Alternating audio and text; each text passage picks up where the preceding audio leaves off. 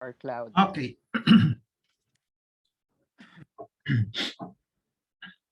Okay. Good morning to everybody. Okay, let me share my screen. Okay, share my. Okay.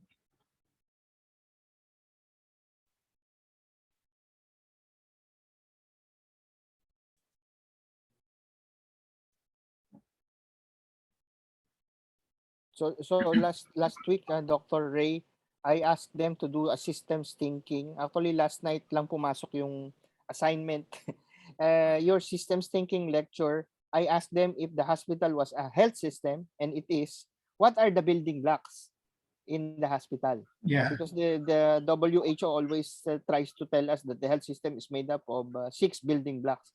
But if it were up to them, what would be their 6? Or it could be 6, it could be 5. It's up to them. It could be 1. What is the system blocks for them? So I have still to look at their assignments and see what they try to surprise. So I will share it also with you. Yeah. Okay. Thank you very Okay. much, Emmer. Okay. Okay po. So you can see my screen already. Okay. Yes, sir. Very Okay. clear. So I was asked to give a lecture with this title, Organization and Management of a Department of Surgery, of course, for this class, HA202, with a time limit of 45 minutes and with the following prescribed learning outcomes or objectives. Number 1, understand the philosophy, objectives, structure, staffing, policies, systems, and methods in running the Department of Surgery of a hospital. So many items in that first learning objective, right? Okay. Understand the roles and relationship of the different components of a department of a surgery. So this is within the Department of Surgery. There are a lot of different components. And then number 3, describe the responsibilities of a hospital managers in directing and coordinating the Department of Surgery. The hospital managers could be the hospital CEO, the hospital director, or it can trickle down to the department chair. Okay. Number 4, understand the challenges that might be encountered in the Department of Surgery and to recommend solutions thereof. I will use this generic department design and development framework, which I presented last week, which is essentially an administrative design and development program. I will use this to tackle the first 3 objectives. 1 is understand the philosophy, etc. Then understand the roles and relationship of the different components of the Department of Surgery. And number 3, describe the responsibilities of the hospital managers. Okay. I said this framework is generic. Last time I said it is generic and it is applicable to all kinds of departments in the hospital. As such, this is applicable to a Department of Surgery. I really don't know whether you will have lecture on all the different departments, clinical departments, because Department of Surgery represent one of the clinical departments in the hospital. So there are other clinical departments like the Department of OBGYN, Department of Internal Medicine, etc. Okay, so this is applicable to all types of the department. So Department of Surgery is one of the various medical specialty departments, as mentioned, clinical departments, providing medical surgical services to patients, clients of the hospital. I use the phrase medical surgical services because it doesn't mean that when you are in the Department of Surgery, you always operate, you always do surgical services. Okay? So there will be instances in which you may have to institute non-surgical treatment for potential surgical patients. The Department of Surgery is one of the subsystems within the hospital, which is the super system. The other departments are the so-called co-system. As I said, Department of OBGYN, Internal Medicine, Radiology, okay, Department of Pediatrics, etc.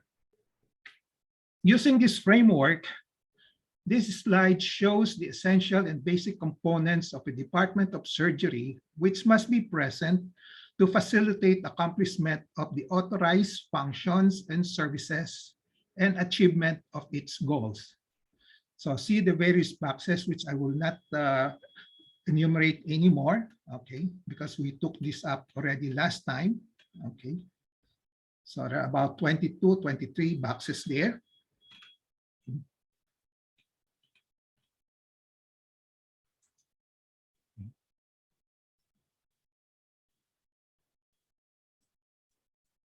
On the extreme left of the slide, one sees the need here for alignment and integration with the whole hospital, as well as with other departments of the hospital. So this slide illustrates the super system, which is the hospital, the subsystem, which is a particular department. Here we're talking about Department of Surgery, and the cost system, which is an interfacing department. Again, all the arrows indicate the need for alignment and integration of all parts of the subsystem, okay, with the super system and the cost system. So alignment of every components of the hospital, okay. Let me repeat, the administrative design and development program should be aligned and integrated with the whole hospital concept and design, governance, policies and procedures of the entire hospital, operations, policies, and procedures, as well as those of the interfacing departments. In other words, there must be a system perspective or system thinking. So let's start with leadership. So there must be a competent head with at least the following competencies: unit technical requirements and competencies on the specialty of the departments. In other words, the head must be a surgeon. Okay, you cannot put in another specialist as the head of the Department of Surgery. Hospital teamship, okay, it's another requirement. Okay, another competencies required of the head, managership and leadership with system approach and thinking in management. So these are the basic requirements of the competencies expected of a head of a Department of Surgery. Now, it's very important that everything should be documented into an operations manual, okay? So there must be a document that contains the job description, job specification, and performance evaluation system of the leaders and managers. Oftentimes, we don't see we usually see job description and probably job specifications, but oftentimes the performance evaluation system has been neglected, okay, or not has been it's not placed too much importance on. Now, going to the authorized functions, there must be a document stating the authorized functions of the department. It must be complete and clear, with general and specific functions, and it must be authorized by a higher office. When I say authorized, there must be the presence of a evidence that shows a signature, at least, of a higher office approving the documents stating the authorized functions. The authorized functions serve as a compass or a guide, describe the roles and responsibilities of the department in the context of the whole hospital, and gives it authority to do what it should be doing. It also serves as a guide in determining what are needed in the unit to function properly and adequately, such as in terms of structure, staffing, policies and procedures, programs, and resources. And it also serves as a guide in determining what programs, projects, tasks, activities, and the head and the staff can do to accomplish their unit function, which is the Department of Surgery, both on the long-term and short-term basis. It can also serve, or it should serve, as a basis for evaluating the unit's performance at the very least. whether it is accomplishing its expected functions on a daily basis and annually, and serve as a basis for the name of the unit. The last one is also important as a purpose, serve as a basis for the name of unit, because we know that in nowadays there are a lot of overlaps of different clinical specialties. For example, for general function, this is just an example, you can have your own, okay, to provide medical services to all patients with surgical conditions and diseases who seek consultation and treatment in the hospital. Specific functions, examples, to examine all patients with possible surgical conditions and diseases, and after which to make a rational and accurate diagnosis. Number 2, to provide treatment to all patients with surgical conditions and diseases. Number 3, to provide training. And number 4, to provide research in surgery. Another example of a list of specific functions, this is a little more extensive, more detailed. Number 1, to provide quality health promotion and disease prevention program in the field of surgery to clients in need of such service. Okay, so this particular specific functions, okay, go for the holistic approach of the management of patients in the Department of Surgery. Okay, so we know that at present, or even up to the moment, up to the present times, this has long been forgotten, because disease prevention and health prevention in the field of surgery. So most of the functions are on the curative aspect. Number 2, to provide quality and safe diagnostic and therapeutic procedures to all patients with surgical problems. Number 3, to provide quality and safe preoperative, intraoperative, and postoperative surgical care to all patients in need of such healthcare services. And then lastly, to provide quality rehabilitative health program in the field of surgery to all patients in need of such service. So for those who are in the non-surgical field, one statement on the third one, okay, you just change this to provide quality and safe, okay, pre-treatment, intra-treatment, and post-treatment care to all patients in need of healthcare services. Okay, instead of preoperative, intraoperative, and postoperative, because this belongs to the domain of the Department of Surgery and also the other surgical departments like OBGYN, OPTA, ENT, etc. Now let's go to service. Again, there must be documents stating the authorized services of the department. The formulated functions, we have to start with the functions. Okay, the formulated functions determine the services to be offered to clients. When you say clients, it refers to both physicians and patients. So physicians are also clients of the hospital. Services offered and functions authorized must be congruent with each other. Examples of list of services based on authorized function.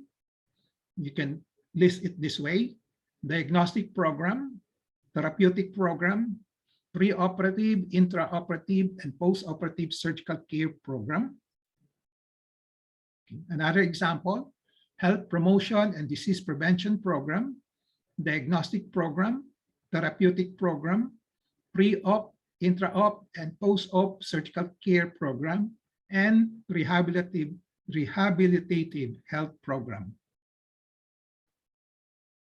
As to the goals, there must be a document stating the goals of the department, which are essentially usually the following: performance excellence, client engagement, meaning you have a lot of returning loyal patient clients, quality and safe healthcare services, cost-efficient value-based services, and maximal utilization of services. Ultimately, all of this will lead to financial viability and sustainability. Value-based services, for those who are not yet familiar with this term, just means the value created and appreciated by the patient and the physician clients for services rendered as a result of good outcomes and results in quality and safe services, and they are associated with reasonable costs and expenses. There must be a document stating the ultimate goals of the department, which must be aligned and integrated with the goals of the hospital. And all the department's goals should eventually be contributing to financial viability and sustainability of the hospital. Physical structure. It refers to the geographical space or area in the hospital constructed to receive both patient and physician clients requesting for services and to house the staff who will perform the functions of a department. The physical structure needs of the surgery department as dictated by functions and services include the following: operating room, surgical patient beds or floors, consultation rooms in the outpatient department or clinics, and emergency room, department administrative offices or office.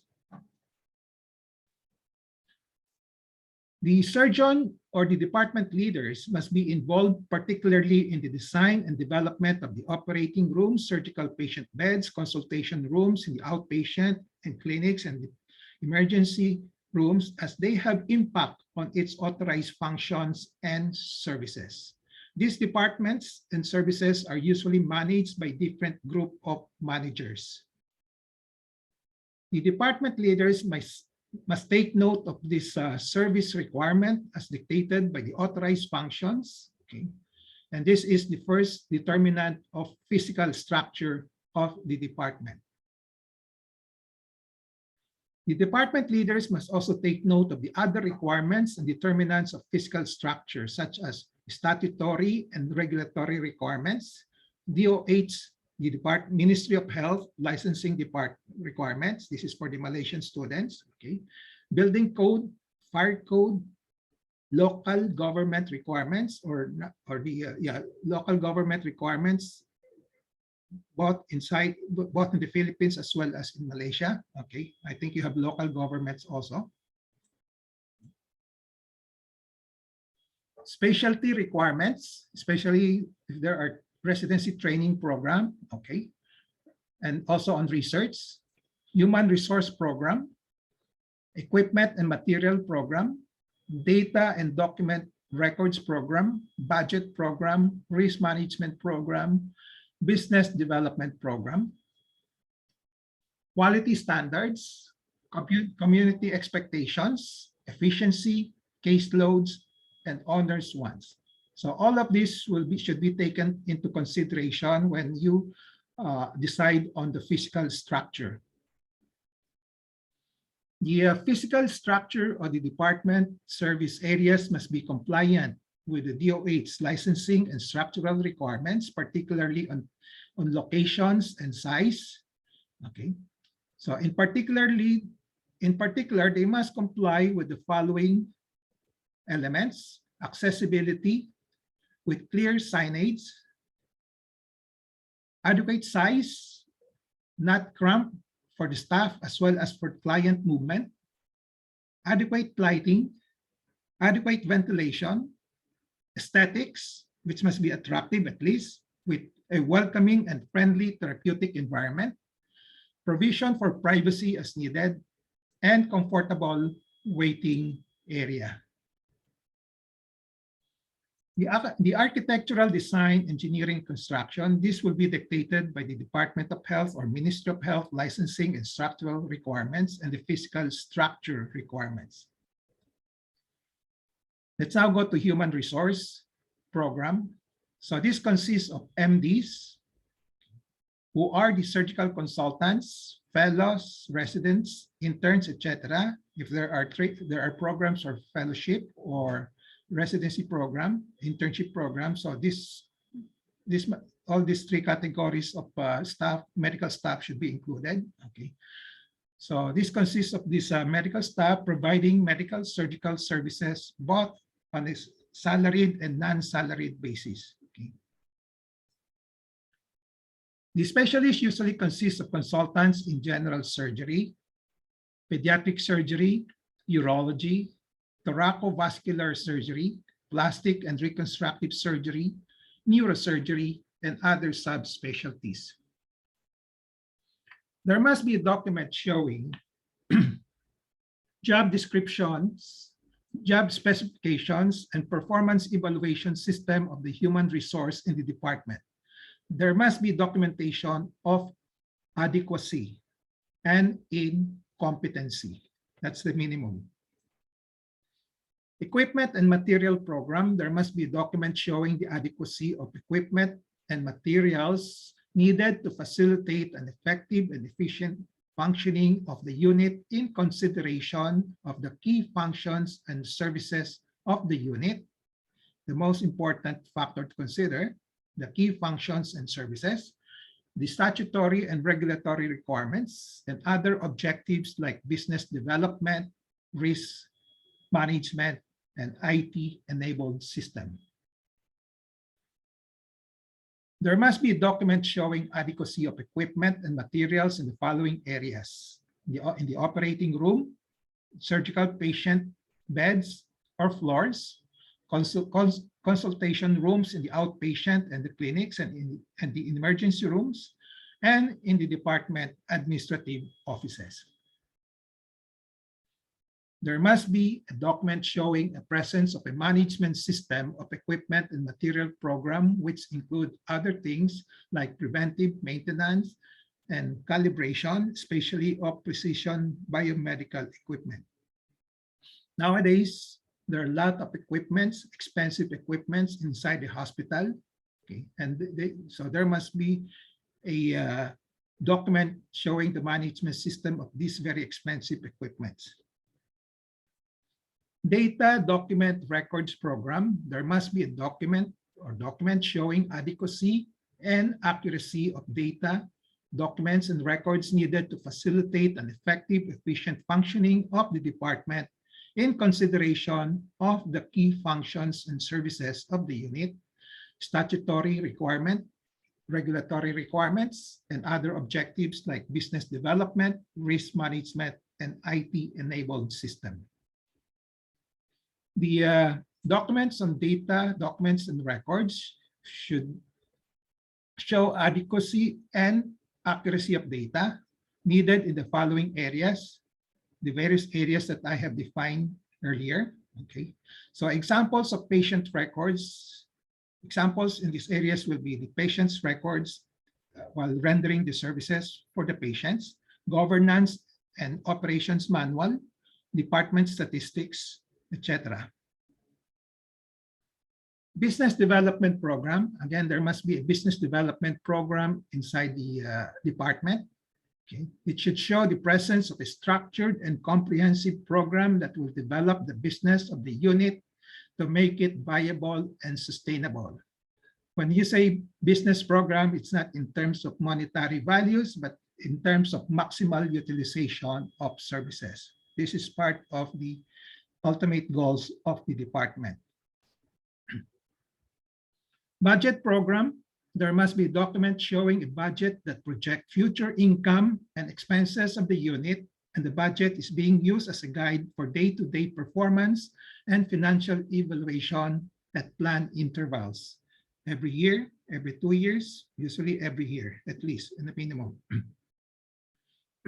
Risk management program, document showing risk management program, which is a plan and systematic process to reduce and or eliminate the probability of the risk that usually results in injuries, losses, and legal suits. Okay, so these are usually risks for the negative consequences, but the program can also include risk for potential positive effect like improving the business and client engagement. IT-enabled system, there must be documents showing the use of IT, information technology, to promote efficiency in the performance of functions and accomplishment of the services, to manage the information of the unit, like getting the information, storing, protecting, processing, transmitting, and later retrieving as necessary. And also to create interconnection with other units in the hospital for timely communication, coordination, collaboration in the accomplishment of the units. And lastly, as a minimum function of the IT-enabled system to communicate with the patient and physician clients, both in and out of the hospitals. Policies and procedures, clinical practice guidelines, clinical pathways. There must be documented policies and procedures, clinical practice guidelines, and clinical pathways that serve to provide order, to promote standardization, to facilitate communication, to promote effectiveness and efficiency, and to provide a guide to present and future staff. The policies and procedures must be aligned with the policies and procedures of the hospital. They should be reviewed and revised periodically. So most of you probably knows the definition of clinical practice guidelines. Okay, so I won't repeat it here. I mentioned this already last time. So examples of clinical practice guidelines are those on acute appendicitis, breast cancer management, gallbladder stone management, etc. So you can add some more. Okay, what's more important is you can start off with the clinical practice guidelines sourced from the internet, from the literature, and then later come out with your own clinical practice guidelines approved by the entire surgical staff. Okay. Clinical pathways, okay, it's an interdisciplinary plan of care that outlines the optimal sequencing and timing of intervention, expected outcome for patients with a particular diagnosis, procedures, or symptoms. The difference between clinical pathways and clinical practice guidelines is that several disciplines are involved in the clinical pathways, okay, in every step of the way in the managing of the patient, including the what should be done and the timing and the response time. Okay, examples of titles of CPAT are the CPAT on acute appendicitis for patients for operation. Okay, so it includes the diagnostic test that should be done at a minimum, and then the time required for the patient to be brought to the operating room. Okay, and also up to the post-operative management and up to the time of the discharge. Another example of CPAT would be those for elective cholecystectomy. Regular performance evaluation and continual improvement program. There must be a document, okay, that appraise the extent of accomplishment of the unit in terms of its authorized functions and business plans at planned intervals, and to determine areas of improvement and to act on them. Oftentimes, the last one is neglected. Okay. At this point, I'd like to say that I have covered the learning objectives 1 to 3 using the department design and development framework. So I've tackled philosophy, objectives, structure, staffing, policies, systems in running a department of surgery, the roles and relationship of the different components of a department of surgery, and lastly, the responsibilities of hospital managers in directing and coordinating the department of surgery. Okay. So let's now go to the last learning objective, which is the common challenges encountered in the governance of the Department of Surgery together with their suggested solutions. Okay. I presented this already last week. It's still the same. Okay. So the challenges can be in at least 5 categories: man, system and methods, machine and equipment, money and other resources, and trends in surgery. Under demand categories are the consultants, residents, colleagues in other units, chief of the hospital and other bosses, and of course, your the subordinates. The common problems are competencies, quantity, alignment, coordination, collaboration, and integration, and personality and mindset. Suggested strategies consist of the following: leadership, managership skills, managing your boss, okay, manage his personality and mindset, adjust accordingly to his mindset and mood, okay, use use of a multi-sectoral, multi-professional committee to promote participatory management, to engage everybody into alignment and integration, coordination, collaboration. Under the system and methods category, common problems are lack of systematization in doing things, lack of standardized procedures. Okay. So the suggested strategies is to make use of the DOH licensing requirements as a guide, use the quality standards such as the PhilHealth Bench Book in the Philippines, Joint Commission International and other international quality and healthcare standards, then establish policies and procedures, clinical practice guidelines, and pathways. But make sure that all of these are being implemented to the letter after they are established as standardized procedures. Under machine and equipment methods, most common problems are the lack of management system, lack of calibration and preventive maintenance of machine and equipment. So there must be a management system and policies and procedure. Okay. Under money, of course, the perennial problem, there's no end to it. It's always limited. So we always have to rely on the leadership of the head, as well as the with the help of the hospital director or the CEO, okay, to look for the money, okay, the needed money to get things done. Under trends in surgery category, the most common problem is the rapid changes in the trends, which oftentimes are difficult to cope. So suggested strategies are knowledge management system, constant tracking and continual education, benchmarking, and innovativeness. Okay. So the trend in surgery is as big in terms of scale compared to the others. Okay. Trends of surgery, because it entails a lot of changes that have to be done in the management, especially in terms of technology nowadays. Okay. So you have to invest a lot of money in technology. So I'd like to end my lecture by flashing again the topics that I have covered. Okay. I just flash it. Okay. There are 4 of them. My parting advice, just remember and use this framework. It is generic. It is applicable to all departments, clinical departments, as well as non-clinical departments. You just have to adjust it a little bit based on the nature of the department. It is comprehensive. It facilitates learning, planning, and governance of the department. Just put in the details, the contents in each box, and compile them into an operations manual. Remember the starting table with the 5 categories: man, system, methods, machine, and equipment, management trends, and recall the common problems under each category and my suggested strategies. You can add more because I cannot cover all possible strategies that one can think of.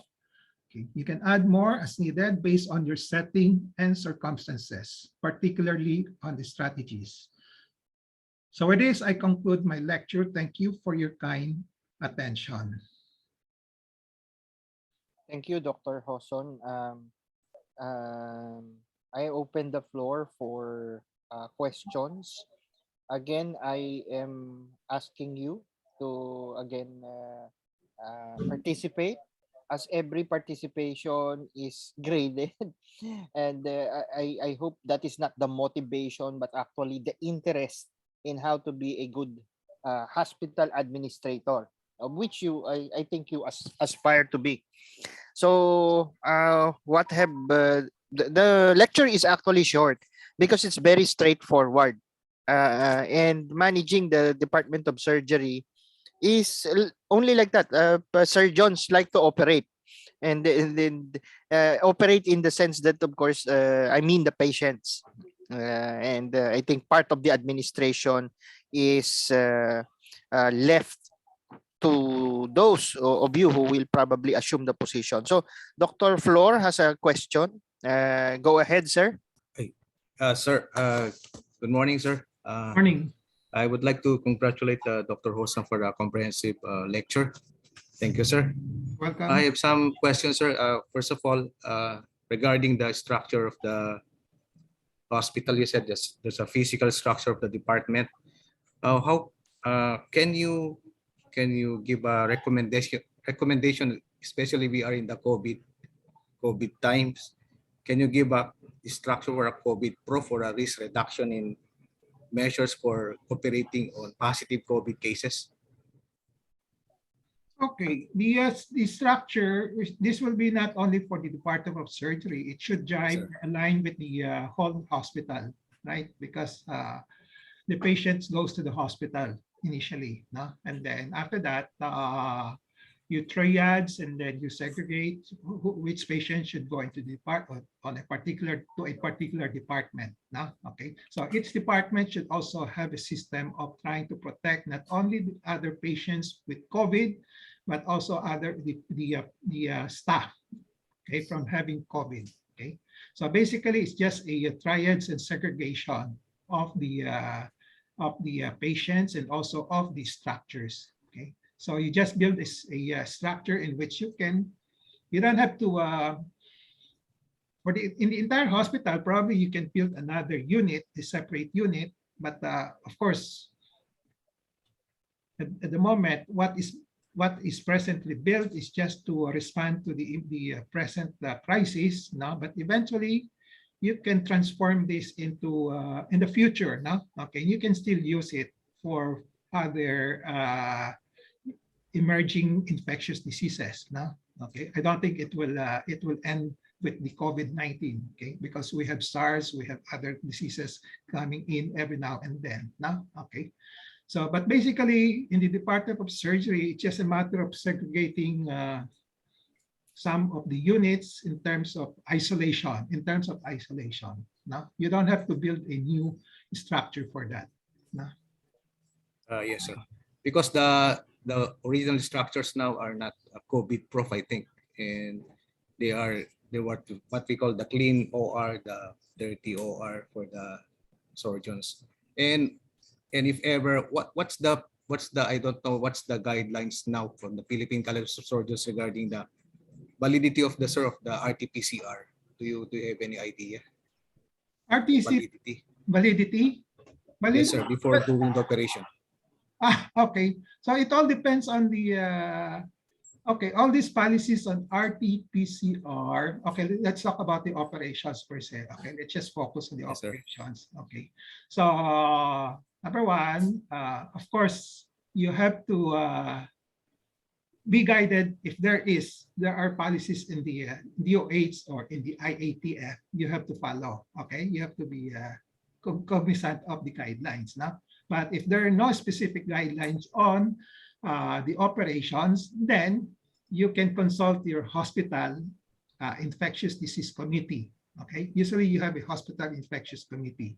Okay, if there is, okay, I don't think all the hospitals have, no, but ideally there should be a hospital infectious committee for the entire hospital. Okay, so they should be the one setting up the guidelines, of course, in consultation with the surgeons, how to do things properly, efficiently. Okay, okay. So if there is no guidelines from, these are guidelines also that should be I mean, they should also consider if there are guidelines from the Philippine College of Surgeons. Okay, okay. So among the different surgical specialties, the Philippine College of Surgeons is the mother organizations for the surgeons. No? So they should be the one coming out with the guidelines. No? If there are no guidelines from the Philippine College of Surgeons, and then you rely on the guidelines from the specialty. Usually the subspecialty also have their own guidelines. No? So OBGYN has guidelines. Okay. OPTA has own guidelines. Okay. And then Philippine Society of General Surgery has own guidelines. No? Okay. So you just read those guidelines and then be guided by them, and then just try to adjust if you can. If not, if there's no way to adjust, you have to follow, then you follow. No? Thank you, sir. Noted, sir. Thank you. Okay. Okay. Another raised hand. I'll just call you according to my my list here. Dr. Dottie Lopez. Go ahead, please. Good morning, sir. Good morning, Dr. Hoson. I actually trained in pediatric surgery in the Philippine General Hospital. So I was able to be under your mentorship, sir, during my training. And I actually have one question and one comment on your lecture. So how would a multidisciplinary team, along with other clinical departments that deal with complex surgical cases, figure inside the framework that you presented? So that's my question.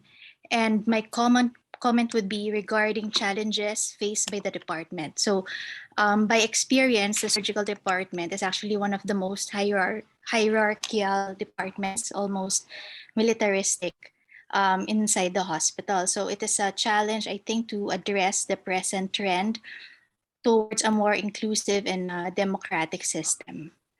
So that's it, Dr. Hoson. Thank you. Okay, I'll answer first the second. I'll respond to the second part, the comments. Okay. Okay. Yeah, it's very hierarchical now. Okay, up to now. Okay, but it all depends on the leader, on the department chair, as well as, yeah, basically department chair, because we're talking about the Department of Surgery. So he has to talk to his consultants, to all the leaders, what should be the approach. Do we remove all this hierarchy and treat everybody equally? Okay, okay, with respect. No, okay. So just like what do you call that? When I was the Department of Surgery chair in the Hospital Maynila, okay, I set down the policies among the consultants that this is how we should treat our residents, how we should treat each other. No, okay.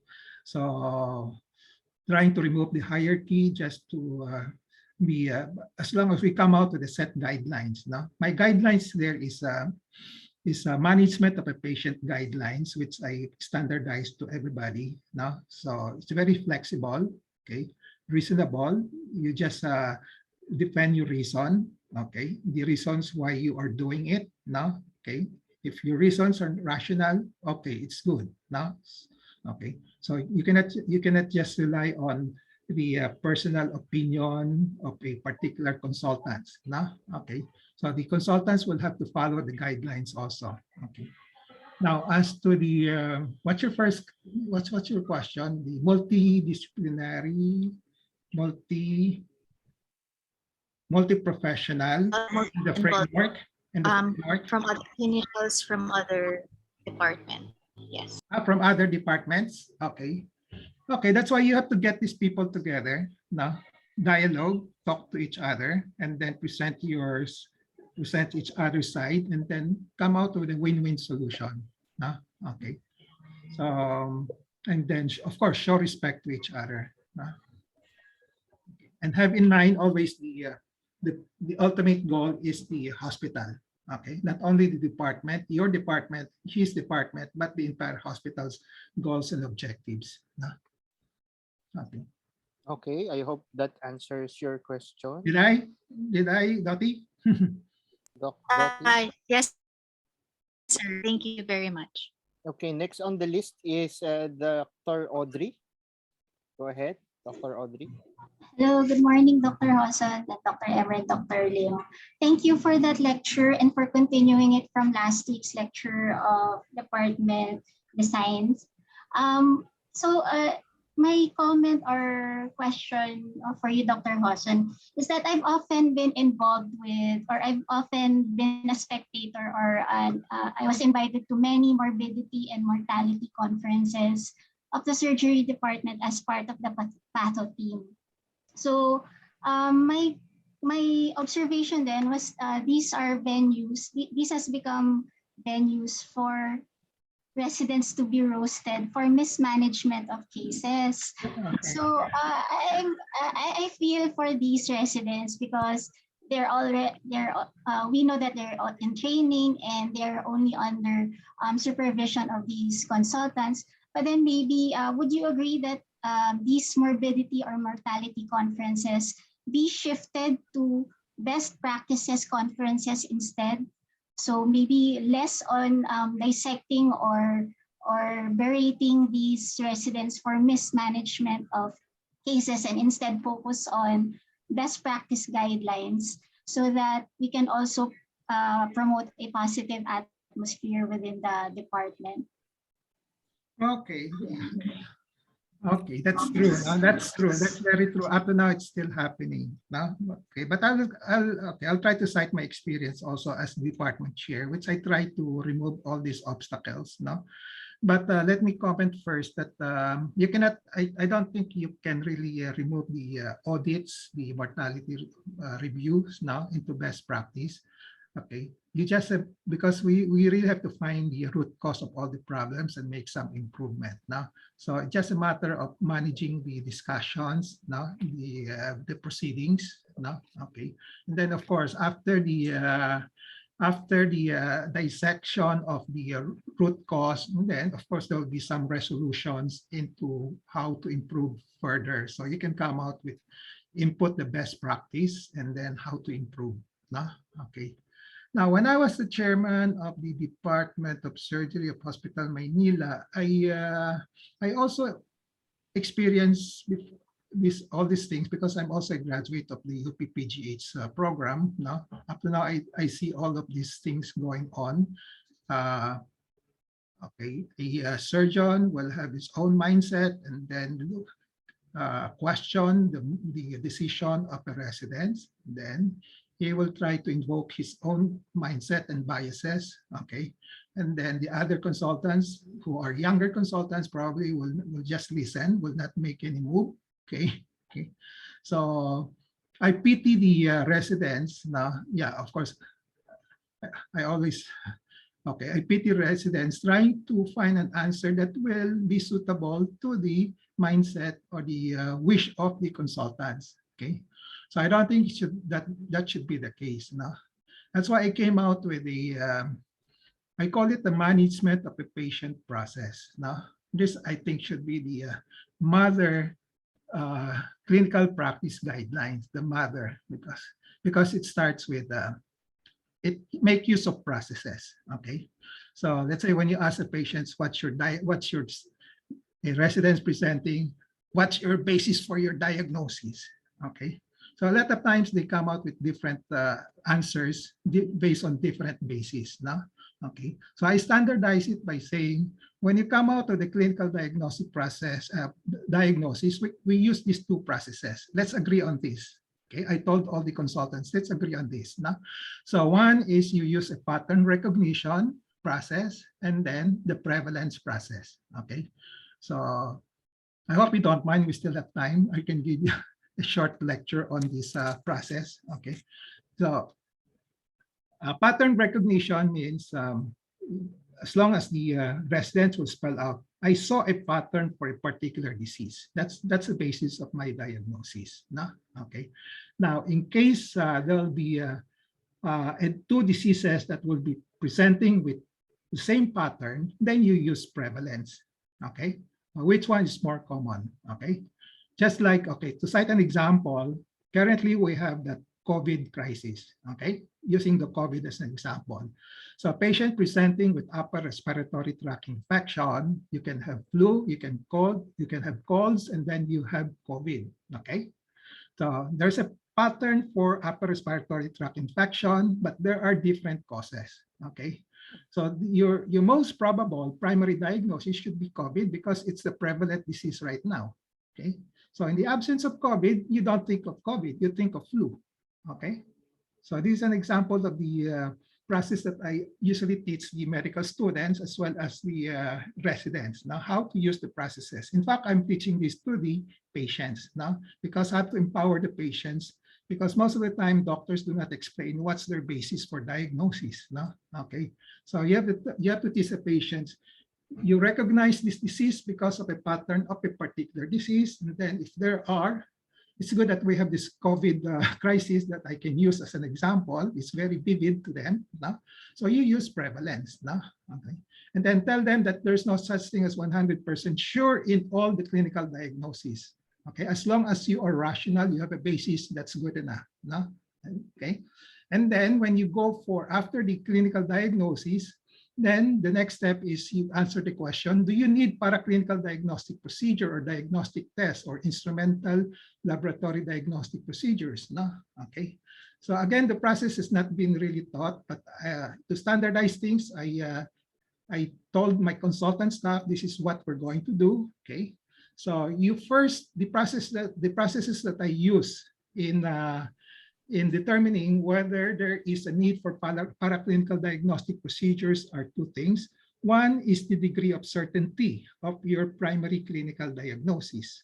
Second is you compare you always have a primary and secondary. It's not a differential of 10 diseases. You always choose one, select 1 and 2. Okay, the most probable and the second most probable. Stick to 2 or at least at most 3. No? Okay. Otherwise, you end up with shotgun diagnostic approach. Okay. So 1 and 2, and then you quantitate the degree of certainty. If you're quite certain, logically, as a rule, you don't have to go for lab exams. Okay, logically. No? And then if you're not quite certain, if the treatment procedures for the primary and secondary diagnosis are the same, you may not need to do diagnostic tests also because the treatment will be the same. No? Okay. So, but you give them some exceptions to the rule. No? Suppose you're quite certain, but you're only probably 90% degree certain, but you want to increase it to 99 because you're doing a very extensive operation, very complicated operation, mutilating operation. Okay. So you have to tell the residents how to use this process, and then also the consultants, and then to justify it. Okay. Okay. As long as you can justify your move, your decision, that's good enough. Okay. Then after you have decided to go for lab test, diagnostic test, again, you list down the options. It's not based on the trend, because nowadays we think of diagnostic tests. We decide on diagnostic tests based on the trend. What is the fad? What is the fad? Like we do CT scan rather than chest X-ray all the time, no? Because chest X-ray is not popular anymore. You have CT scan, no? Okay. So you always present on one column all the options, possible options that has been done, that have been done before, okay, that can still be done. And then on the second column, you put down the benefit in terms of how much is the yield of that particular option. Okay, will it have a greatest yield or lesser yield, and then how accurate will be the result. Okay, 1, 2, 3 options or 4. No? Then on the third column, you put down the risk. What are the risks involved? Okay, that will also include the inconveniences. Okay, but basically the risk will be if there are radiation risks, there are pain, okay, infection risk. No? Then you list down all the options, and then on the fourth column, 1, 2, 3. On the fourth column, you put down the cost. Okay. Okay, give them the cost of the examinations. Okay, how much will it cost for option 1? How much it will cost for option 2 and 3? And then whether they are, the last column would be availability. Okay, is it readily available in the community or not? Okay, readily available to the patient or not? Okay, then after you have given out all this data, then we ask the patient to decide. Okay, of course, the patient always tell you, what's your recommendation, doctor? So I always tell them, okay, I always advise the residents and the consultants, we give advice after we present the data, okay? Then when we advise, we consider the psychological makeup of the patient. So while talking to the patient, you can already get a glimpse of what's their mindset, what's their fear, no? Okay, so as much as possible, be objective about the choice, the selection, but adjust it based on, number one, the psychological makeup, because, for example, a patient has no matter what, I don't want to undergo any injection, any invasive procedure. So, okay, So if you have that in mind, then you can say, okay, since you are afraid of that, you can go for a non-invasive procedure as long as the diagnostic yield is more than 90%. That's good enough. No? Okay. Then of course you consider the cost, whether the patient can afford it or not. No? Okay. So so the residents and the consultants have to agree on this process. Now, as long as they can present all this data and then back it up with good reasons, okay? Because there's no absolute certainty in everything. They can make some defend the decision. And then after that, when the results come in, they have to interpret the results. Okay, they have to interpret the results because some of the it's not that diagnostic test results are always correct. Now, okay, there are errors in that. Okay, so you have to correlate it with the clinical findings. Okay, if the laboratory results jibe with the primary diagnosis, you accept. If doesn't jibe with the secondary, if it jibe with the secondary diagnosis, you also accept because that's your secondary. Okay, but if it does not jibe with 1 and 2, then you make a decision. Okay, you make it either you hold it, you repeat, or you make your own judgment based on your clinical. Okay, so as long as the residents can present all these arguments, the support for their decisions, that's good enough. Then when it goes to treatment, okay, once after you are done with your paraclinical diagnostic procedure, you now have your pre-treatment diagnosis. They have to spell out the objectives of the treatment. Okay, is it palliative? Is it curative? Is it for removal? Whatever. Now, okay. And then after that, again, you have various options. Don't just base it on the FAD. Okay. Okay. So example for cholecystectomy. Okay, you list down the options. The option could be open, could be closed, or laparoscopic, etc. Then you list down the what is the success rate for the benefit in terms of success rate of the different procedures. Now, so let's say laparoscopic, you can remove it 99% of the time, and then if it's based on your judgment, it's not too complicated.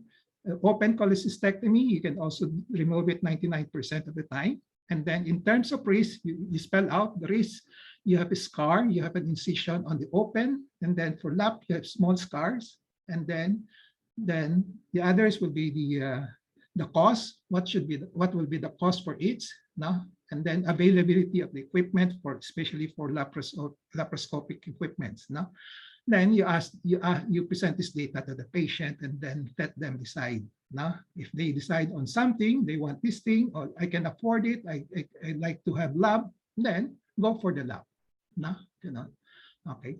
So make use of a process. That's my style. Just make use of a process that should be understood by everybody, agreed by all the consultants. As long as the residents can present reasonings based on this process, they should be acceptable. Okay, but the problem is all the consultants, majority of all the consultants in the department have different mindsets because they have different background in training in terms of the management of a patient process. Okay, so Thank you, Dr. Hassan. I think you cannot do away with the audit. You really have to look for the root cause. No? And then when you look for the root cause, you always look at the not focused on the personal weakness of the residents, but look at the system also. Okay, there might be a flaw in the system because there was no proper education or teaching of the residents. No? And then equipment wise, because probably lack of equipment in the hospital, no? that made the residents do something not fruitful with a negative consequence. No? Okay. Okay. I hope I answer your question. It's too long. And Thank thank you. you, Doc. Thank you, Dr. So thank you, Doc. Maybe in our institution, we need to strengthen also our training program as well as reviewing the policies and procedures and written documents for practices within the department. Thank you for pointing out that those information, those details. Thank you, also. Thank you. Thank you, Dr. Audrey. I call on I think Hazel Baconga, and then Alisa Reyes, and then I think I also saw Harold Salanguste. So you have three more questions. So Hazel, Alisa, and then Harold. Go ahead, Hazel. Hi. Hi po, Doc. Good morning. So, actually, my question is similar to Dr. Audrey, no? In terms of, let's say, yung legality of having yung mga surgical errors, where does that factor into the framework po? Kasi, I mean, lalo na kung in training, syempre, may mga errors. Like, how would it factor into the framework? Not just for surgery, but also could be applicable to other departments as well. Yun lang po. Thank you. So Audrey will answer that. This is a question for you, Prof. Ano po, Doc? How will it factor in to the framework, the legality of if ever there are surgical errors po? I'll factor into the framework when say the framework that I presented. So it should be part of the policies and procedures, how to deal with all these surgical errors. Now, okay. And then you can also factor in the evaluation, the performance evaluation. That's part of it also. Okay, how many errors do you commit every year? Now, okay. And then other boxes that will, of course, the data and records should be well kept now, okay, but it should be kept confidential, especially surgical errors, no. And then what are the other boxes that will be policies, procedures, risk management, okay, risk management is also another box that will be related to the surgical errors, no, okay. So when you say surgical, okay, going beyond the framework, okay, when you talk about surgical errors, you're practically referring to what is currently popular as patient management, no? Patient safety management, no? Okay. So the approach there, again, don't blame the person who committed the errors right away. Okay, evaluate as objectively as possible. Use system approach, look at the system. What are the root cause? Is there a human factor? Is there a hospital factor? Is there a department factor, etc., etc.? And then come out with a decision how to improve. No? Okay. So the usual recommendation is not to castigate the person committing the error first. No? So try to understand what went behind the error. No? Otherwise, nobody will report the errors in the future. No? Okay, system approach again. Okay. Okay po ba yun? Okay yung sagot ni Sir. I hope that answered you. So I call on Ma'am Aliza. Good morning. Can you hear me? Yeah, I can hear you. Yourself. Good morning, Dr. Joson. So I just have one comment and one question po. So I am affiliated in De La Salle University Medical Center, but recently, 2 years ago, I established a therapy center. And when we were starting, Establish what? A therapy center po. Okay, therapy. Okay. When we were starting, I somewhat developed my own systems framework for our business. And then in this lecture, when I saw the department design and development framework, there are some aspects there that I did not consider before that I think will be helpful in our own institution. So it is the business development program and risk management program. So I find this lecture very helpful po, and I will start adding it in the management of our therapy center. Okay. And then for the question po, Doc, this is in relation to the question that we got last session about the problems with compliance of the seniors in the department and hospitals. So I was just wondering if there is a quality standard method that includes evaluating leadership and governance as part of performance evaluation. Can it be also evaluated? Yeah, there is in the PhilHealth Bench book, in the Joint Commission International, or the Accreditation Canada, the equivalent, because Joint International Accreditation, Joint Commission International is US based, Accreditation Canada is Canada based, no? But they are all the same. No? Okay, so there is a segment also in the Philippine Quality Award. No? Okay, there's a segment there, leadership, no? Governance or leadership.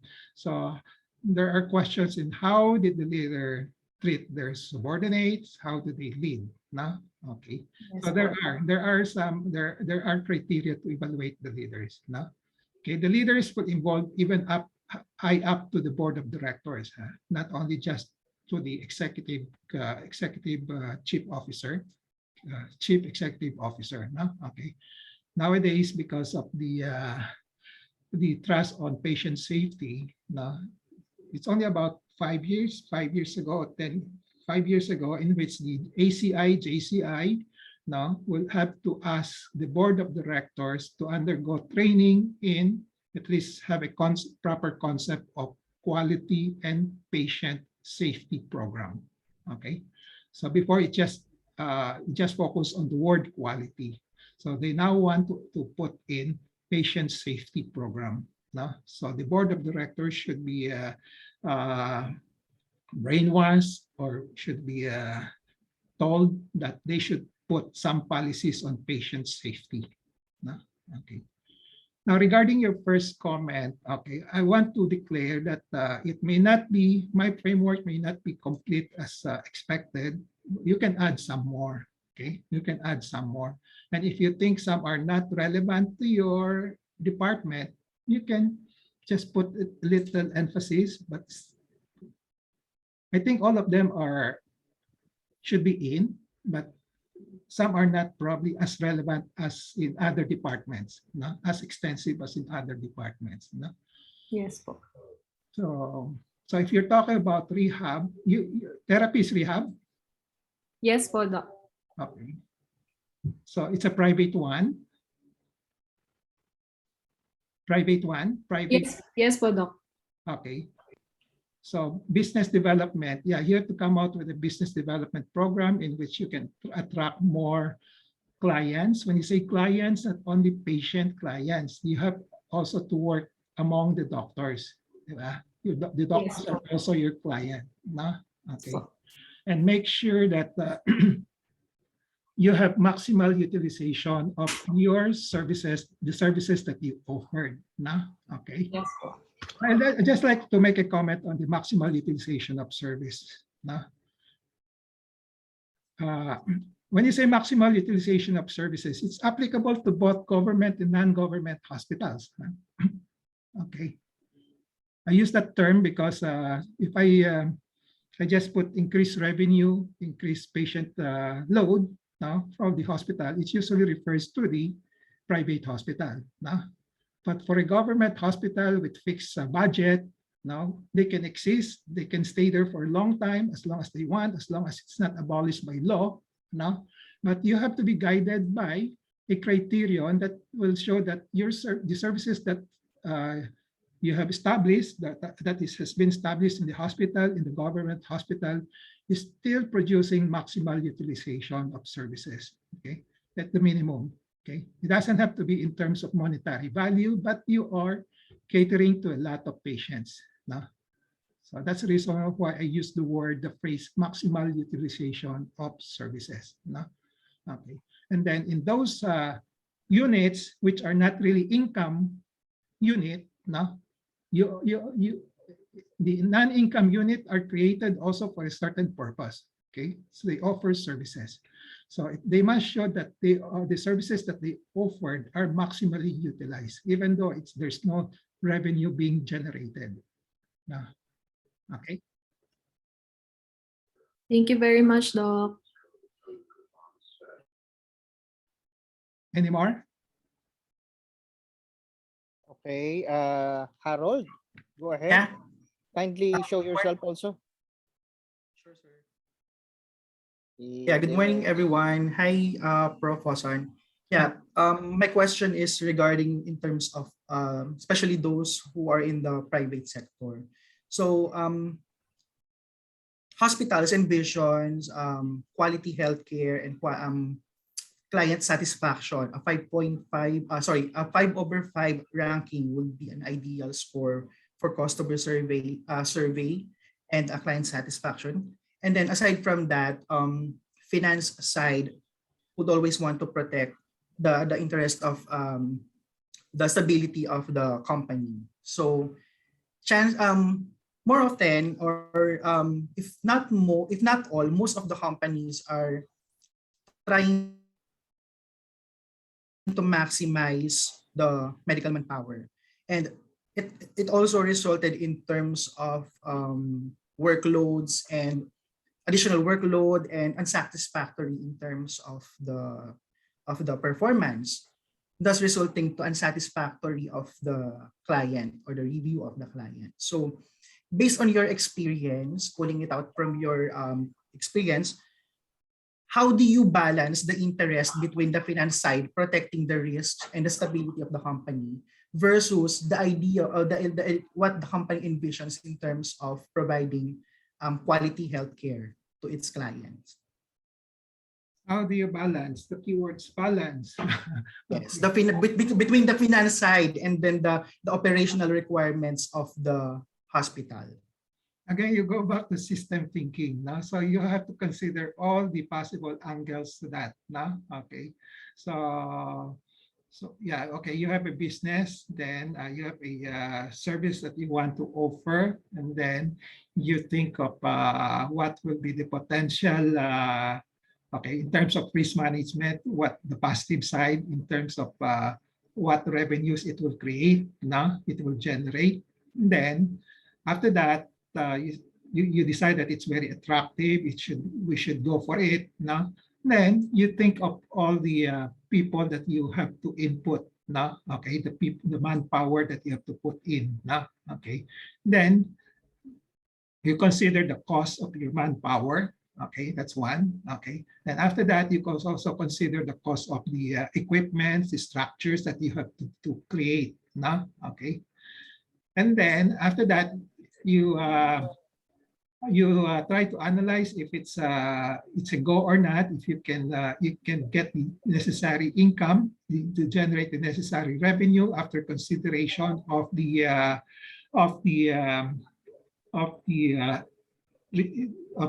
expenses that you will incur on your manpower as well as on your resources. No, okay. Of course, you have to consider other factors, how attractive it is for the community, no? Okay, whether there's a market for it, no? Okay. Then, after that, you have to, after the last, probably the one last thing that you have to do is to gather all the people together, make out a, of course, as the head of the leader of the unit. Now you make your tentative decision on this. As I mentioned, you want to make a go for that center, and then you have considered the expenses for the manpower and also for the resources or the equipment.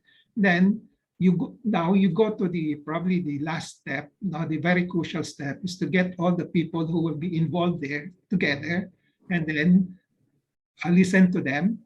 Okay. So what are their thoughts? Get their sides, and then come out with a win-win solution. No, okay. Make them participate totally to the project. No, okay. So a lot of times, from my experience, a lot of times the last one is not being done properly. Okay. So the owners usually decide on their own. They don't get the people down on the lower rank now involved.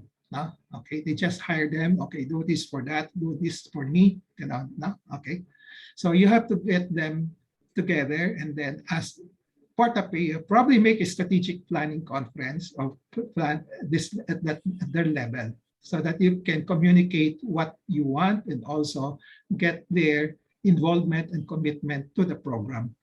No? Okay. Easily said than done, pero that's the principles that we have to follow. Yeah, there are several practices that we had already, Prof. But still, yeah, we still need to protect, of course, the finance while maximizing the team. So I think really involvement of the medical team, the whole team from the officers down to the staff level, it's really crucial in terms of succeeding with the plan, or the strategic plan. Yeah, so the most important thing to do is to get the people involved. Basically, it's the people who will have the last say on this. Okay, not only the doctors. The doctors will say, "Oh, I want this, I want this," but the other non-doctors will have to do all the legwork. No, okay. So there'll be a burden with all the tasks. No, so you end up with a lot of dissatisfaction, especially if they are not well compensated. No, okay. Yes. Okay. Thank you, Prof. Thank you, welcome. Harold. Thank you, Dr. Ray. Calling on now with Dr. Lopez, Mark Paul Lopez. Go ahead po. Please show yourself. Good morning. Morning. Good morning, Mark. Hi, sir. Good morning po. Good Dr. morning. Hoson, good morning. Dr. Faraon, good morning po. One short comment and one question po. Of course, I'm a fan of a more democratic, a more collegial leadership within the Department of Surgery. But just a short comment. I think, at least for the very early part of the pandemic, it served our department well. The hierarchical structure, or maybe better called a vertical structure, kasi medyo off yung hierarchical structure, in that we were able to function better with such a system, at least in the very part of the early part of the pandemic. When we're in a crisis, I think it serves the organization well. But yes, I do agree with the comments a while ago that there is much room for democratic and collegial relationships.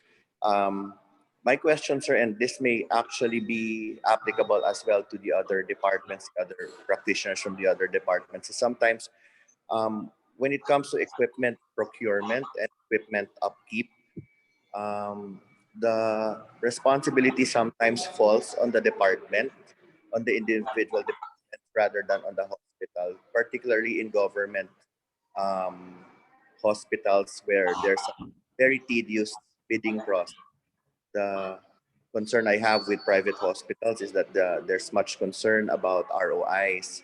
So what's the best way around this? Because especially now the trend is, as you said, there's a lot of equipment heavy management that's being done. So what is the best way around this, whether government or private settings, sir? Salamat po. Okay. Two things here. The management of all the equipments, okay, in terms of, let's say, protecting the equipment, in terms of losses, in terms of maintaining their quality. Okay. The other one is the business side of the equipment. Okay. Now, I guess whether it's government or private, there must be a mother or overall equipment management system program that will cover the equipment of the entire hospital, policies and procedures, how to do the calibration, at what intervals, okay, maintenance, etc. Then after that,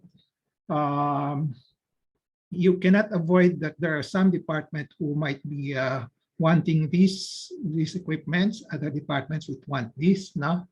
So you can decentralize the management system of some equipments based on the owners, the users, but make sure that there is somebody in charge overall, to supervise everything. Okay. So to make sure that each department with a particular set of equipments are doing their job well also. Okay. Now, in terms of ROI, okay, private government hospitals, no problem. As I said, as long as you go for maximal utilization of the equipment, that's good enough. But for the private hospitals, they always look at the financial returns. Okay. Okay. So I also have the same problem before. So usually when there's a new equipment proposed by a department, they always tell, okay, the top managers will say, okay, we will approve it as long as make sure that all your doctors are utilizing it, okay, to the hilt. No, okay. So it's easy to propose, and then it's easy to decide also, as long as there's a clause there, as long as you will promise us returns of investment, okay? So the downside of this particular policy is that doctors usually do it for the wrong indications. No? They just do it left and right. No? Okay. So how do you solve this? Okay. Okay. So I guess the hospital will just have to, I don't know, the hospitals probably should not force it among the doctors to do to utilize the equipment, even if not needed. No? Okay. Give the doctors a chance to explain why it's not indicated. No? Okay. So, but the doctors also will decide what are the chances that the equipment will be utilized over another options. No? Okay. If there's a big chance, go for it. No? But if it's something just because it's something new that we have to generate income, but it's not something that is practical to use, don't propose it anymore. Don't propose it. No? Okay. Okay, but the challenge still, because all the hospitals want to have the same equipment in their hospitals, di ba? Okay. So example, the PET scan. The PET scan started with one hospital, and then later on, a lot of hospitals now have PET scan, to the point that practically a lot of people are using PET scan left and right now. So everything will boil down to compassion na lang, and honest and yung ano na lang, conscience na lang. Na. So the doctor should do their part, no? Do only as indicated, no? Okay, not for the money, no? Okay, thank you. Thank you. Okay, I have one more raised hand, and of course a comment on the chat box from Dr. Lydia, which I will read later. I would like to call on Maria Rachel Solis. Go ahead po. Please show yourself and please comment, ask your questions. Hi, good morning. I think my camera is broken. Okay. Nasa filter po yan. Okay. So anyway, thank you for the lecture, doctor. You mentioned that, for example, in the Department of Surgery, the leader must be a surgeon. My question is, do you think, or in your opinion, does it make any difference on whether the doctor is subspecialized or received further training in their field? Do you think there's any advantage or disadvantage? No, the minimum is that he's a surgeon. The minimum. Okay. Okay. Whether he's a subspecialist in other field of surgery, it's okay. No? And then as long as he possesses all the requirements of a leader. Not okay. So the teamship, okay, leadership, managership. No. Okay, that's important. But the minimum is that, because how can you would agree with me, if you put an obstetrician there to run a department of surgery, he will not accept. Okay, one, he doesn't know his specialty. Number two, he has to deal with a lot of individually minded surgeons, which are difficult to handle. Okay. Yes, thank you, doctor. Okay, thank you po. I would like to read the sharing made by Dr. Lydia. So Dr. Lydia, maybe you can also comment on that. Add some more on what you've said it's very lengthy in the chat box, to share the situation in the surgical department in Sabah. Maybe it's better if you mention it. Yeah, thank you, Prof. Emmer, and thank you, Dr. Ray. So I just wanted to share the issues that we face here, at least in Sabah, Malaysia. I think one of the issue is the surgeons. They are very focused on the surgical part of the patient's management only. It's like they are working in silos.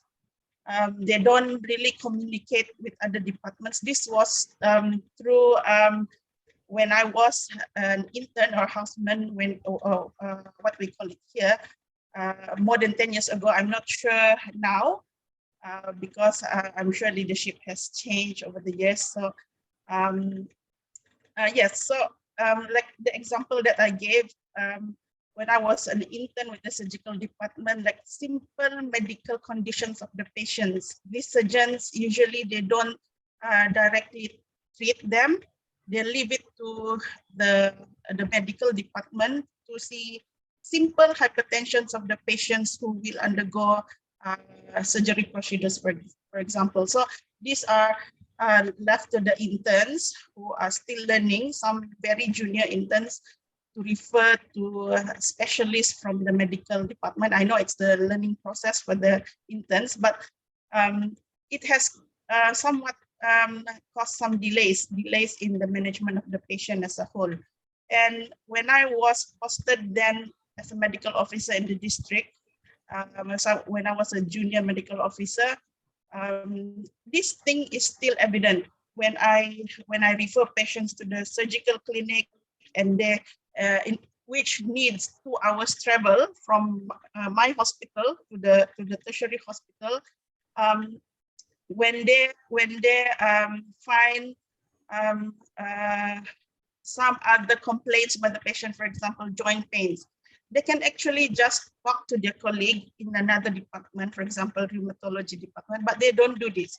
They will talk to us back, refer the patients back, and then please, this patient also complains of joint pains. You can, we suggest you to refer to the rheumatologist. So this has caused more delays in the patient management, and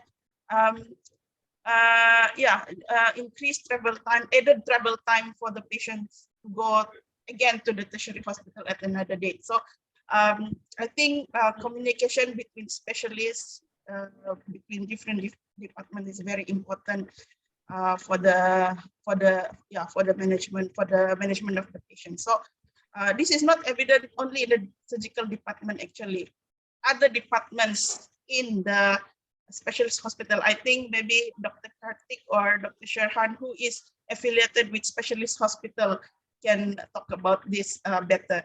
So yes, I think maybe this happened because the surgeons, maybe they are very busy people, and we have issues with scarcity of human resource. Maybe they don't have enough time to refer, so they leave it to us in the district to do the referral instead. And maybe it's because of the rigid system, appointment system also in the tertiary hospital. I'm not sure. So yeah, maybe my other colleagues who are affiliated with the specialist hospital can comment more on this. That's all my sharing, Prof. Okay. Thank you, Dr. Lydia. Will the other colleagues of Lydia comment? From Malaysia, would you like to add on? Dr. Prof. Who is that? Kartik. Dr. Kartik, go ahead. Yes. Morning, Prof. Morning. As what Lydia's mentioned earlier, I'm attached to level 3 hospital with the subspecialty. And the issue here, what we see, referral, interdepartmental referral is always being backwards in sense that whenever the specialists go for the rounds and they will order the medical officer or junior intern resident to refer this patient for other medical condition, example, skin or diabetic or hypertension. So in that way, when our intern doctors refer this patient to the other medical department or other departments, those department medical officer to come and visit this patient takes longer time because it's hierarchy issue actually. If let's say at the same moment during the rounds, if the specialist could call the other department specialist, so the action is quite faster. I mean, to review the patient compared to if other hierarchy, low hierarchy doctors refer those patients to the referral cases. So this one issue which we see uh, in level 3 hospitals. So how we tackle this in my hospital, usually we'll have this clinical governance rounds. So during clinical governance rounds, so we go check on the BHT, bed head to ticket. So during the rounds, actually is accompanied by the hospital director and deputy directors. So when we go see the during the clinical governance round, we'll check on the patient sheet. So if let's say, because each patient, when to refer, they have to put a note on that sheet that this patient to be referred for medical in view of hypertension or control of diabetic. So there where we tackle, and then usually the hospital director will see what time been referred, and still now there's no doctor from that department not been seen this patient yet. So that's how we try to improve, but still not up to the par. That's all, Prof. Thank you. Okay, thank you. Anyone? Dr. Jesse, and then Dr. Zuda. Dr. Jesse? Yes, good morning, Dr. Hosen and Prof and classmates. I don't know, my video is on, but I don't know whether my face is showing. I'm sitting next to Sudha. I think it's frozen, but audio is also a bit muffled. Can you speak louder? I think my internet has been a problem lately as well. In response to what Lydia said, as a person of quality background, I will say this is in general, what our healthcare staff lacking in Malaysia is the soft skill. We did not learn this in our medical school. And also there's a very thick wall of silo in between departments. Of course, because everyone has been very busy with our finite human resource as well. That's all I want to say. Okay, so they think in silos. Everything is well, being in silos means you are not working integrated. You're not united. So yes, correct. To each his own. Yes. And that is not what systems thinking, the lecture given by Dr. Hoson last week and as well as now. Everybody should be working together. Dr. Zuda, go ahead. Yeah, Prof. Okay. I just want to share my experience and Prof opinion on the scenario that I'm going to give. Okay, my hospital is a non-specialist hospital. We do surgical cases. We only have a medical officer without any specialty. So just a general medical officer, but we'll do obstetric emergency cases. And then as well, some of the stable surgical cases, but with the advice of the surgeon from the tertiary hospital. So I have one case many years ago where we had a conflict with the surgeon because the surgeon that ordered to do a surgery is quite a complicated case because it's a appendicitis, looks like a ruptured. So we referred to our tertiary hospital, but the surgeon didn't agree with that and then forced us to open up the case in our OT. So we do discuss with this our hospital director at the time, and then he said just follow with what the surgeon said. Okay, then we open up and then we found it's a ruptured case, and then we end up have to close back the patient into bed and then transfer the patient to our tertiary center and accepted by another surgeon, not the initial surgeon. So in this kind of scenario, we are at the non-specialty hospital. Do you think who going to be accountable for these kind of cases, whether the hospital director, that we practice, or the hospital surgical department, the referral center? Who will be responsible? Yeah, accountable. Accountable, yeah. The person who did the surgery. Accountable in terms of what? Who is? who supposed to be the accountable, because we are bound to the surgical department in the tertiary center, even though we don't have the surgical department, but we do surgical cases based on the surgeon that we referred in the tertiary center. So this surgeon requested us to open because he don't agree it's a ruptured appendicitis. But when we open, he said it's just appendicitis, not a ruptured. When we open up, it is a ruptured case. So it is beyond our capability to perform the surgery. So he asked to another surgeon we referred, and then he asked to close and then send back the patient, send the patient to tertiary center. So in this scenario, What happened to the patient? Patient survived. Patient survived. Yeah, he's safe. Yeah, but it's like ding dong. When they asked, we shouldn't have opened up here. When we discussed with our hospital director, he said, "Oh, it's surgeons that you referred, his responsibility." And we said, "No, your director asked to proceed. So we are the middle, stuck between these two persons." So they had a problem with ruptured appendicitis. Prospect to a policy. Is it better with our policy? So okay, let me have this clear. So you were asked to open up the patient. It turned out to be ruptured. Ruptured. But initially, when we referred to the surgeon, we said it is ruptured. It's beyond our capability to open up here. But the surgeon didn't agree with our diagnosis and still asked us to proceed to open up. Oh, they asked you to open up, but you don't have the capability of doing surgery. Why did you? Okay, why did you operate? You don't have the capability. That's the thing. That's the thing. We actually discussed this with our hospital director, saying that it's not our capability. And then he said, just proceed with what the surgeon advised. That's what the hospital director told us. Okay.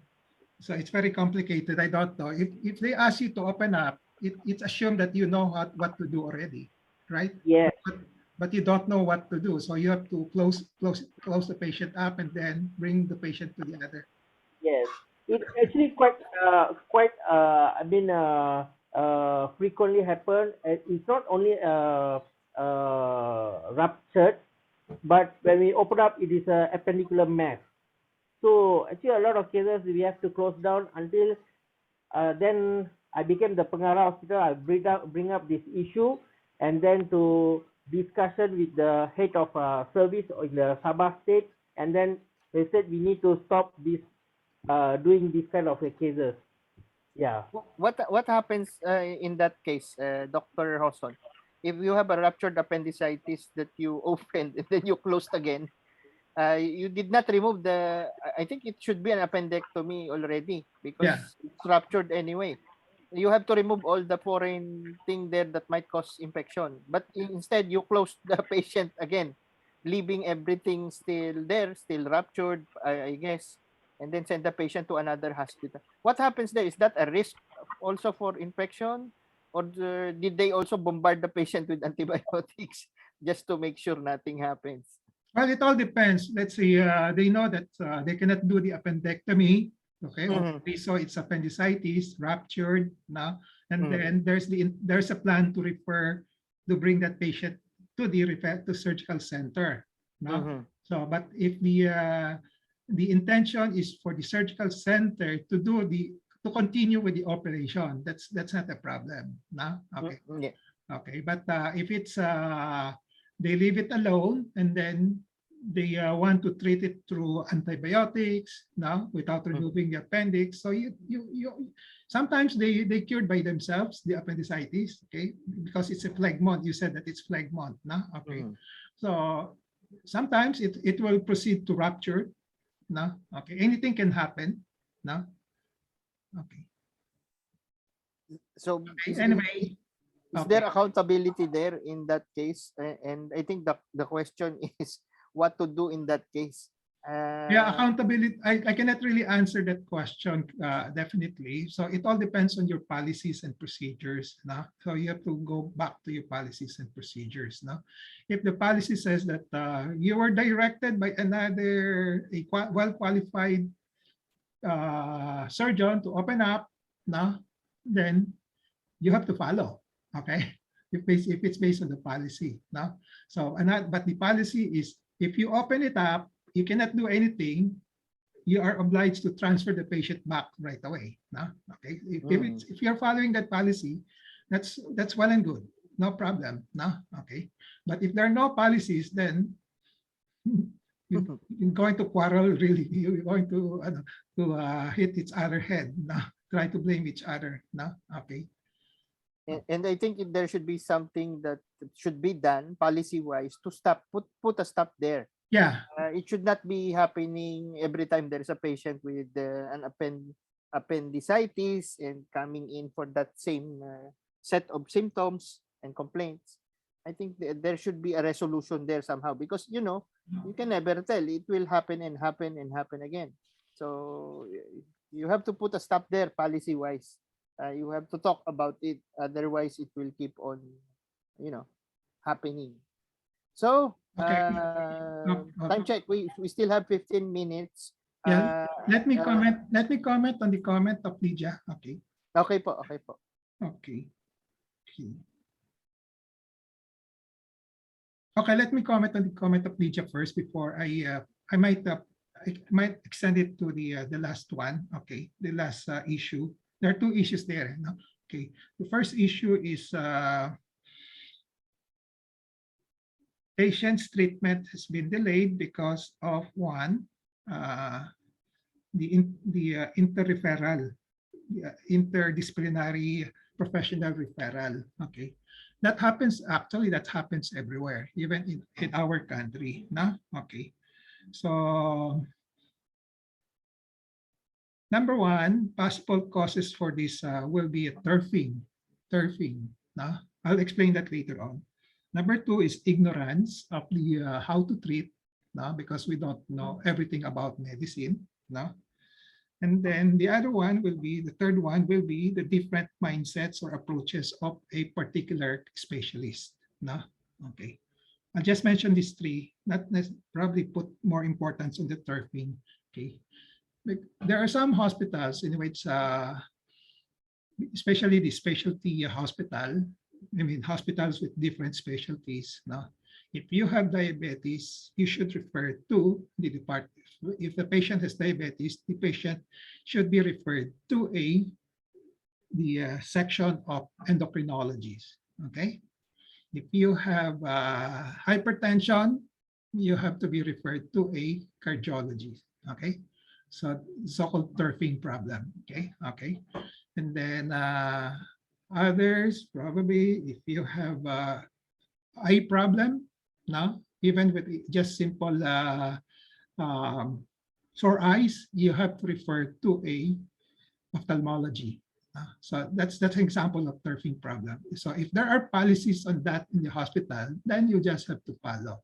Okay, so if they are very steadfast, very strict on that, you just have to follow. But they have to probably put some exceptions. Now, can try to consider if there are problems that can be medical conditions associated with the surgical patient that can be resolved by a particular by a surgeon, they are allowed to do so. Okay, as long as it's stipulated.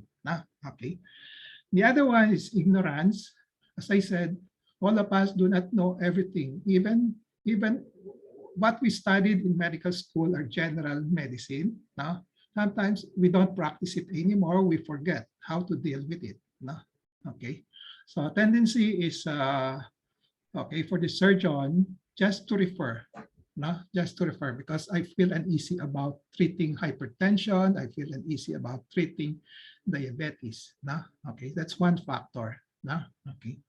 So now, if you want to avoid the delay in the treatment for minor conditions which can be handled by the so-called general practitioner level,